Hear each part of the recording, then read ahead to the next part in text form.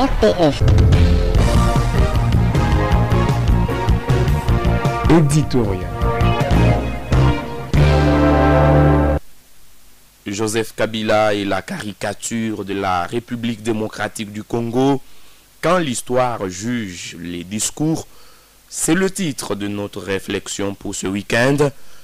Un éditorial qui vous est ainsi libellé. Une métaphore qui dissimule la réalité. Dans une sortie aussi cinglante qu'ambiguë, Joseph Kabila a déclaré vendredi, je cite, « La RDC vaut mieux que la caricature qu'en donnent ses dirigeants actuels. » Une formule percutante, certes, mais qui mérite qu'on la soumette à l'épreuve des faits. Car, derrière la puissance rhétorique de cette accusation se cache une distorsion qui omet les efforts tangibles entrepris pour reconstruire un pays longtemps meurtri. Peut-on vraiment parler de caricature quand la gouvernance actuelle s'emploie à réformer, stabiliser et avancer? Ou cette déclaration de Kabila n'est-elle qu'une tentative désespérée de masquer les propres échecs de celui qui fut au sommet de l'État pendant près de 2 décennies? Une RDC en mutation, une trajectoire que nul ne peut nier. Affirmer que la RDC est réduite actuellement à une caricature, c'est refuser de reconnaître les progrès indéniables réalisés depuis la transition politique de 2019. Loin des approximations, disais-je, le gouvernement actuel a entrepris une série de réformes structurelles pour assainir la gestion publique et redonner à l'État congolais la maîtrise de son destin économique. La lutte contre la corruption n'est plus un slogan creux. Des audits rigoureux ont conduit à la chute de plusieurs figures impliquées dans le détournement des fonds publics. Et sur le plan d'investissement, la RDC a réaffirmé en cette ère sa position stratégique sur le marché mondial de minerais, optimisant ainsi ses ressources sans sombrer dans les contrats opaques qui ont longtemps bridé son développement. Une approche sécuritaire renouvelée, loin des promesses illusoires. Bien sûr, la partie est du pays reste un foyer de tension.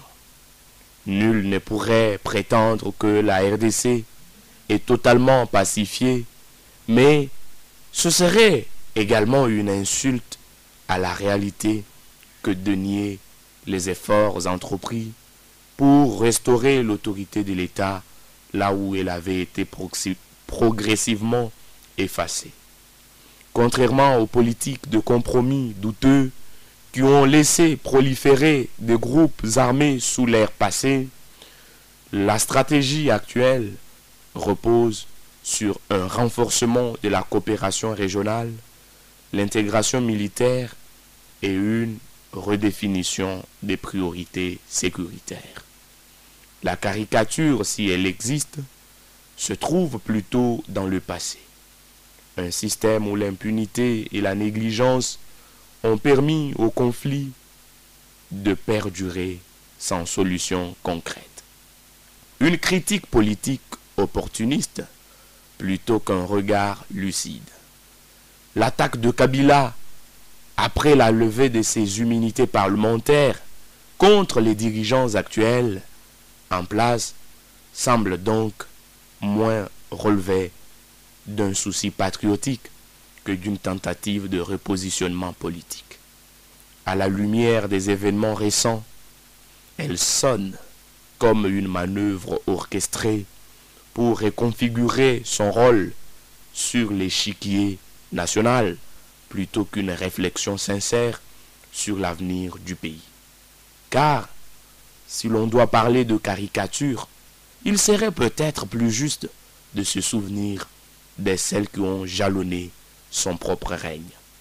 Une gestion où les ressources naturelles du pays, les richesses nationales donc, ont trop souvent bénéficié à une oligarchie au détriment du peuple, une scène politique où les répressions arbitraires ont bâillonné les voix dissidentes, une gouvernance où l'opacité et le manque de réformes ont longtemps maintenu le pays dans l'immobilisme.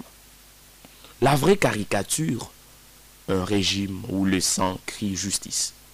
Si Joseph Kabila dénonce aujourd'hui une caricature, il oublie peut-être que l'histoire juge ceux qui la fabriquent. Le sang de Floribert Chebeya, Fidel Bazana et Rossi Mukendi hurlent encore à la vérité. Ces hommes qui ont rêvé d'un Congo juste ont été réduits au silence sous un pouvoir où la brutalité tenait lieu de réponse. Chebeya et Bazana exterminés parce qu'ils dénonçaient l'impunité. Mukendi abattu parce qu'il exigeait une démocratie authentique. Si caricature il y a, elle se trouve bien là, dans les centres de vie fauchés, dans l'histoire d'un régime qui a transformé la consternation, la contestation plutôt, en menace et la revendication en condamnation. La RDC n'est pas une caricature, elle est une nation en marche. Certes, ce pays de Lumumba et de Tshisekedi demeure un pays en lutte, en construction, en mutation, mais qualifier la gouvernance actuelle de caricature, c'est nier les progrès entrepris et falsifier la vérité même. Chaque réforme, chaque avancée, chaque bataille contre la corruption et l'insécurité démontre que le pays refuse de rester figé dans ses vieux travers.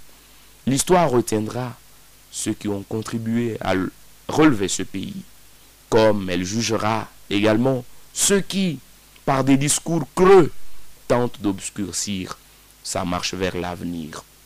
Bon week-end à tous. Radio Télé Fraternité, c'est l'actualité à la vitesse du monde.